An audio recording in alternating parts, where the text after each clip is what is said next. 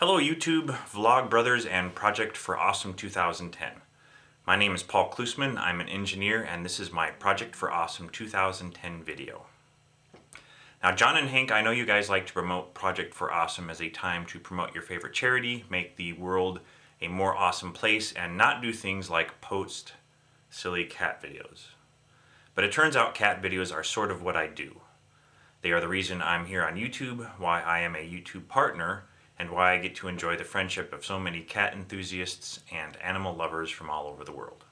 Most of what you see on my YouTube channel are silly videos that are really nothing more than entertainment. I have a video that illustrates the technical details of cats, including how to measure their aspect ratio, the various forms of feline art, including postmodern cardboard deconstruction and rotational forms of performance art, and a game that cats and humans can both enjoy called the I'm Not Paying Any Attention to You game. I have a video where I reenact my favorite scene from the movie Princess Bride. Well, it just so happens that your friend here is only mostly dead. Hey! Hello in there! Hey! And also a musical cat video done in the style of Mystery Guitar Man.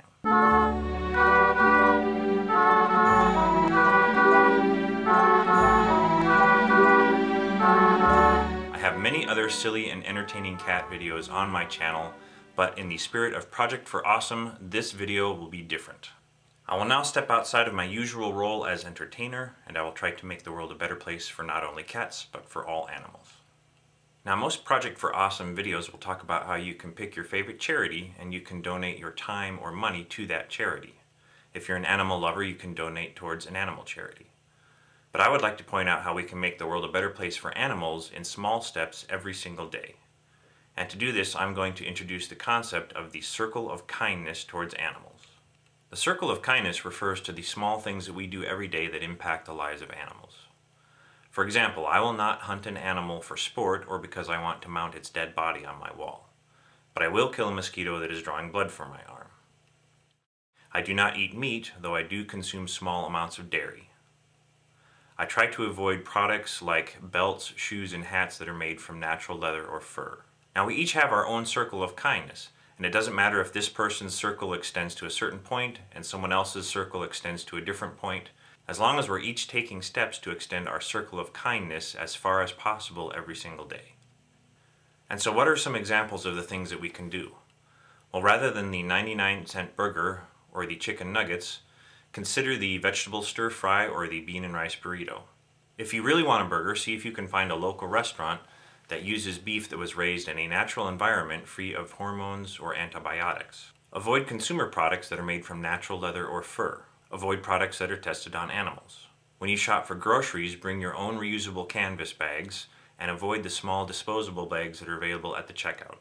If you decide to get a pet for your home, please understand that pets are not consumer items.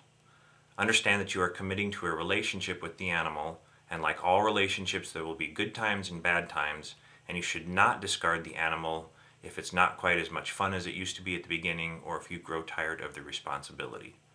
Also, please spay and neuter your pets. Now, each of these things does have a cost, either in terms of money or as a compromise to your habits as a consumer. And this is where it gets real. You have to be willing to make some changes in your habits as a consumer to have an impact. For example, the locally raised beef will cost more than the 99-cent burger, although it will probably be higher quality and better value for your money. If you avoid products that are made from natural leather or fur, you will reduce the number of animals around the world that are killed just for their skin. Purchasing your own reusable canvas bags does require you to spend your own money, and they are less convenient than the disposable plastic bags, but that's your choice as a consumer. And if you keep an animal as a pet and you allow it to stay with you in your home, that will cause extra wear and tear to your furniture and belongings, but it will improve the life of the animal since it gets to enjoy your companionship and the bond that will naturally develop. One word specifically about cats: please do not have your cats declawed. This is a terrible and inhumane operation where they peel back the skin and snap off the last digits of the paw. If they simply take the claw off, it will grow back, so they have to take off the entire last digit. In most cases, there are bone fragments that remain, so that when the skin is pulled back over, these bone fragments are now painfully digging into the inside of the skin, exactly where the animal places its weight. This causes pain for the rest of its life. It may not be pain that will cause the animal to cry out, but it is there for the rest of its life. Declawing is actually illegal in many parts of the world. And it's true that cats with claws will cause extra wear on your furniture, but you can take steps to minimize this. It's something that you are doing to improve the life of the cat and to extend your circle of kindness, even though it is inconvenient to you. Finally, I think the single most important thing we can do is to educate ourselves so that we understand how our consumer habits impact the lives of animals. Much of the natural leather and fur products comes from animals from parts of the world where they do not kill the animal before they take the skin off. This is done for the sake of the convenience of the humans. They claim that it's easier to pull the skin off of a live, warm animal than a dead one.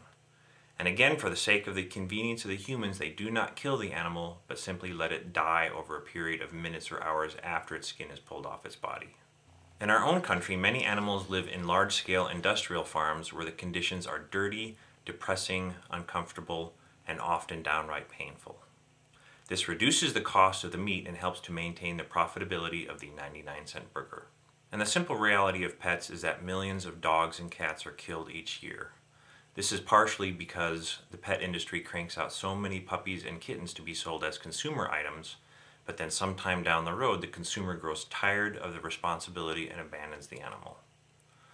Ladies and gentlemen, animals can feel physical pain just as we do, but they can also feel the heartbreak of abandonment. They can also sense the terror of their own death, and trust me, many animals are very intuitive and they know when their time is up. Now, as you encounter this sort of information, it might be natural to minimize it or completely dismiss it. We all naturally tend to step away from things that make us uncomfortable. But given that humans are capable of doing such terrible things to other humans, if you are intelligent and honest with yourself, you will realize that animals are often made to suffer for the convenience of humans. But we can reduce this suffering by taking small steps and making small decisions every single day. I think it's important because animals do not have a choice. They cannot protest against their own suffering, and they are at the mercy of what humans will and will not do to them.